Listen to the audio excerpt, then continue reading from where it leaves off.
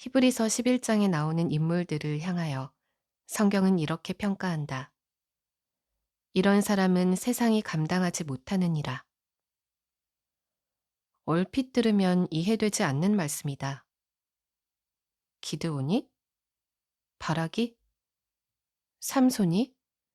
설마 입다가? 미디안과의 전쟁 후 이스라엘 백성이 탈취한 금귀고리로 에봇을 만들어 음란히 섬기게 한 기드온이었다. 그런데 그가 어떻게 믿음의 전당에 오를 수 있단 말인가? 기드온이 또 그들에게 이르되 내가 너희에게 요청할 일이 있으니 너희는 각기 탈취한 귀고리를 내게 줄지니라 하였으니 이는 그들이 이스마엘 사람들이므로 금귀고리가 있었음이라. 무리가 대답하되 우리가 즐거이 드리리이다 하고 겉옷을 펴고 각기 탈취한 귀고리를 그 가운데에 던지니 기드온이 그 금으로 에봇 하나를 만들어 자기의 성읍 오브라에 두었더니 온 이스라엘이 그것을 음란하게 위함으로 그것이 기드온과 그의 집에 올무가 되니라. 사사기 8장 24절에서 25절, 27절. 드보라가 아니라 바락이 어떻게 믿음의 전당에 오를 수 있단 말인가? 하나님께서는 드보라를 통하여 약속하셨다. 가나안 왕 야빈의 군대 장관 시스라와 그의 병거들과 그의 무리를 넘겨주겠다. 그리고 드보라를 통하여 바락에게 명령하셨다. 납달리 자손과 스불론 자손 10,000명을 거느리고 다볼산으로 가라. 하지만 바락이 드보라에게 했던 답은 이것이었다. 만일 당신이 나와 함께 가면 내가 가려니와 만일 당신이 나와 함께 가지 아니하면 나도 가지 아니하겠노라. 그런 바락이 믿음의 전당에? 왜? 드보라가 사람을 보내어 아비노함의 아들 바락을 납달리 게데스에서 불러다가 그에게 이르되 이스라엘의 하나님 여호와께서 이같이 명령하지 아니하셨느냐. 너는 납달리 자손과 스불론 자손 10,000명을 거느리고 다볼산으로 가라. 내가 야빈의 군대 장관 시스라와 그의 병거들과 그의 무리를 기손강으로 이끌어 내게 이르게 하고 그를 네 손에 넘겨주리라 하셨느니라. 바락이 그에게 이르되 만일 당신이 나와 함께 가면 내가 가려니와 만일 당신이 나와 함께 가지 아니하면 나도 가지 아니하겠노라 하니 사사기 4장 6절에서 8절. 삼손의 이름 뜻은 작은 태양이다. 블레셋 족속의 압제 가운데 신음하는 언약 백성 이스라엘의 빛이 되라고 주신 이름이었다. 그런 그가 어두움이라는 뜻인 들릴라를 사랑하여 두 눈이 뽑힌 이야기가 삼손의 인생이다. 평생 여자만을 쫓아다닌 결과였다. 게다가 삼손이 죽는 순간에 했던 기도는 이러했다. 주 여호와여 구하옵나니 나를 생각하옵소서. 하나님이여 구하옵나니 이번만 나를 강하게 하사 나의 두 눈을 뺀 블레셋 사람에게 원수를 단번에 갚게 하옵소서. 무슨 뜻인가? 하나님, 제 원수를 단번에 갚게 해주세요. 이 기도가 믿음의 전당에 이름을 올린 사람의 기도로 보이는가? 그러나 문제는 사사기에서 증언하는 삼손에 대한 평가다. 사사기는 삼손에 대해 이렇게 증언하고 있다. 삼손이 이스라엘의 사사로 20년 동안 지냈더라. 아무리 봐도 20년간 삼손은 여자만 쫓아다닌 것으로 보이는데 이후에 삼손이 소랫골짜기에 들릴라라 이름하는 여인을 사랑하매 삼손이 여호와께 부르짖어 이르되 주 여호와여 구하옵나니 나를 생각하옵소서. 하나님이여 구하옵나니 이번만 나를 강하게 하사 나의 두 눈을 뺀 블레셋 사람에게 원수를 단번에 갚게 하옵소서 하고 그의 형제와 아버지의 온 집이 다 내려가서 그의 시체를 가지고 올라가서 소라와 에스다올 사이 그의 아버지 마노아의 장지에 장사하니라. 삼손이 이스라엘의 사사로 20년 동안 지냈더라. 사사기 16장 4절, 28절, 31절. 입다가 암몬과의 전쟁에 나아가며 했던 서원의 내용은 이것이었다. 내가 암몬 자손에게서 평안히 돌아올 때에 누구든지 내 집 문에서 나와서 나를 영접하는 그는 여호와께 돌릴 것이니 내가 그를 번제물로 드리겠나이다. 이 서원은 말도 안 되는 이야기다. 하나님께서 강력하게 금하시는 것이 인신공양이었다. 즉, 입다는 아예 기본이 안 되어 있었다는 이야기다.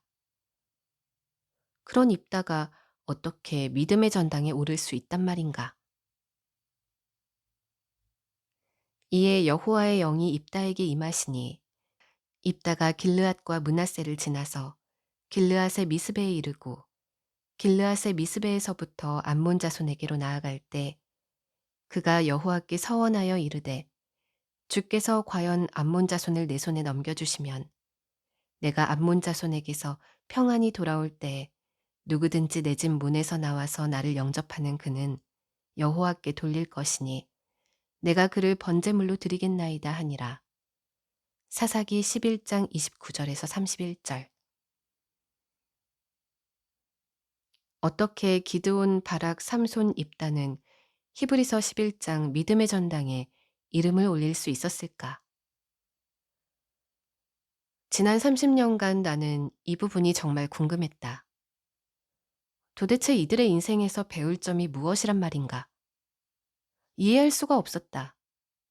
그러던 중 사사기의 한 말씀이 내 눈에 들어왔다.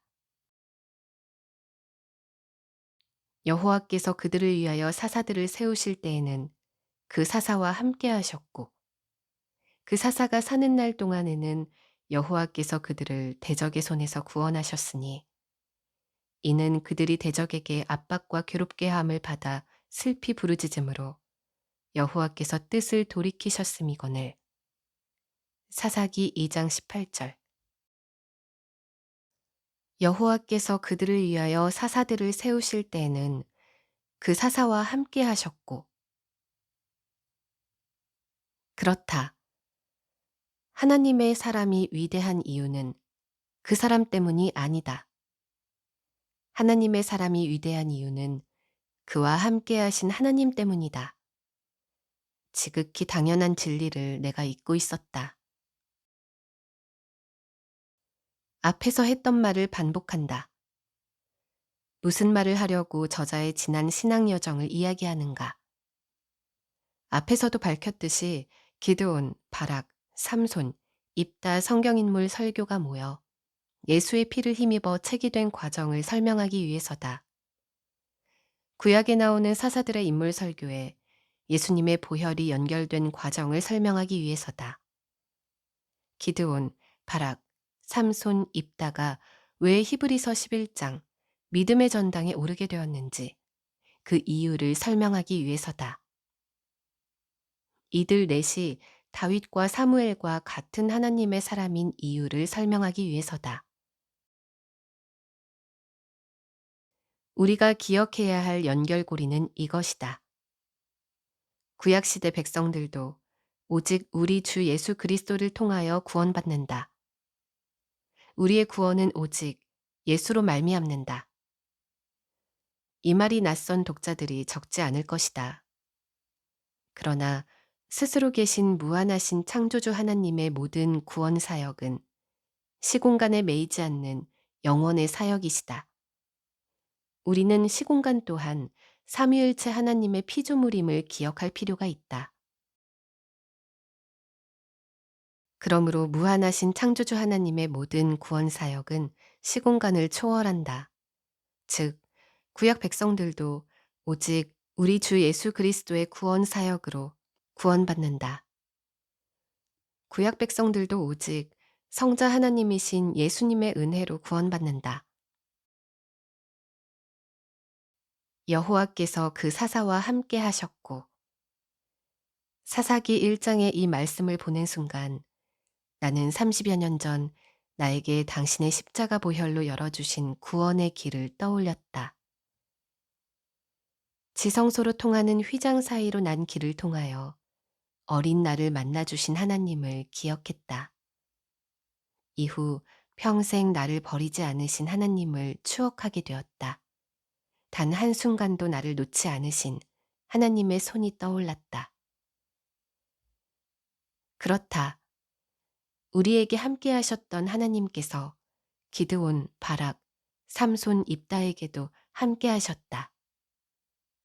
그 결과 하나님의 손에 붙들린 그들은 예수의 피를 힘입어 히브리서 11장 믿음의 전당에 오를 자격을 가지게 되었다. 사사기를 자세히 볼수록 우리는 이들 넷이 우리 주변에서 쉽게 발견되는 인간 군상이라는 점을 깨닫는다. 우리 자신의 모습에서 이들을 발견하곤 한다. 따라서 이 책은 그러한 기드온, 바락, 삼손, 입다와 함께 하신 하나님의 은혜를 살펴볼 것이다. 그 과정을 통하여 이들 사사가 어떻게 하나님의 사람으로 성장하게 되었는지 자세히 추적해 볼 것이다. 그리고 이러한 작업은 오늘을 살아내는 우리 인생에 많은 깨달음과 성찰을 주게 될 것이다. 이 모든 과정에 우리 하나님의 은혜가 함께 하시길 기도한다.